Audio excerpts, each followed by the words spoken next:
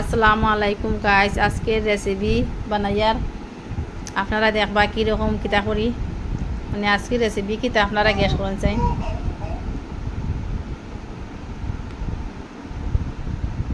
আলু ফুলা সিদ্ধ দিলেছে, আলু সিদ্ধ দিয়া তারপরে তো সব কিছু দিয়া যেটা যেটা মশলা দেওয়া লাগে।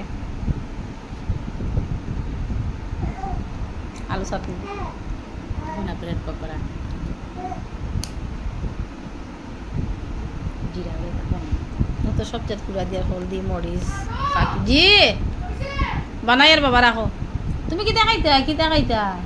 হ্যাঁ, আজকে আমার ফুয়ার বউরে খাওয়াইতাম লাগি বানানিত লাগছি।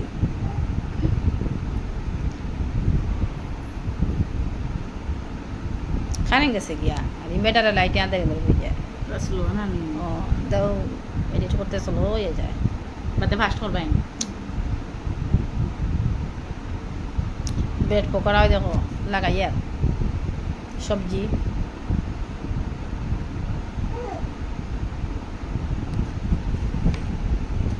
গাইস, আপনারা দেখুন ভালো লাগলে আপনারা একটা শেয়ার করবা, একটা লাইক করিও, আর নতুন হলে একটা সাবস্ক্রাইবার করিও।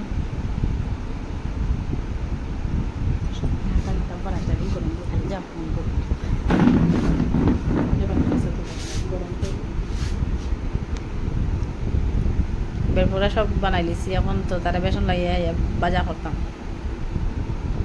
আজকে একটা নতুন নাইটি লাগাইছি, গরম লাগে, গরম লাগাই যায় না।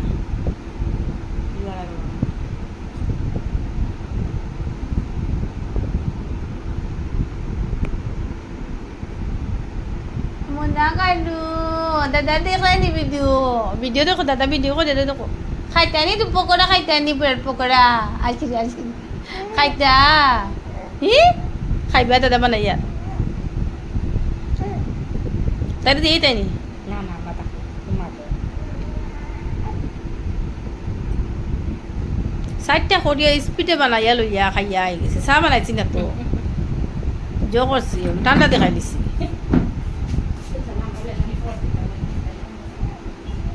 আর খুব বেশি গরম দেড় গরম লগিয়া আজকে চার বানাইছি না, মানে মেরিন্ডা আনছিল তারা বাবাই, দুপুরে আইতে মেরিন্ডা দেখাই লিছি। আইতা গরম চাহ খাইলে তো আরও শরীর কি জাত গরম লাগবো। আর আরও বানাইতাম মশলা বানাইতাম পারছি না, আমার খগর ফুয়ার বউ একলা এর লাগি ফটাফটাই গেছি। খাই চারটা বানাইছি আজকে, 4 পিস করছি। আজকে লগি অতটুকু। আসসালামু আলাইকুম গাইস।